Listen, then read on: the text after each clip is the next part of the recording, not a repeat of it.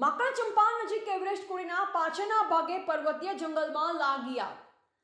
ઉનાળાની અસર ગરમીમાં દાંતા અને હળાદ તાલુકાના પર્વતો પર વારંવાર આગ લાગવાના બનાવ બનતા હોય છે. આવો જ એક બનાવ ગઈ રાત્રે અંબાજી ખેડબ્રહ્મા હાઈવે પર આવેલ એવરેસ્ટ કોરી નજીક આગ લાગવા બનવા પામ્યો. આગ લાગવાથી પર્યાવરણને નુકસાન થાય છે, સાથોસાથ કેટલાય પશુ પક્ષીઓના જીવ પણ જાય છે.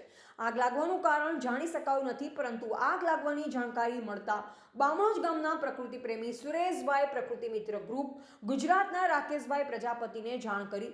રાકેશભાઈ અંબાજી કોલ કરી ફાયર વિભાગને જાણ કરી. આગની જાણ થતાં મોહબ્બતગઢના ગ્રામજનો પણ એકત્રિત થાય અને તેમને પણ આગ બુઝાવવાની કોશિશ કરી હતી. શ્રી માણેકલાલ પ્રજાપતિએ પણ ખેડબ્રહ્મા કોલ કરી ફાયર વિભાગને જાણ કરી.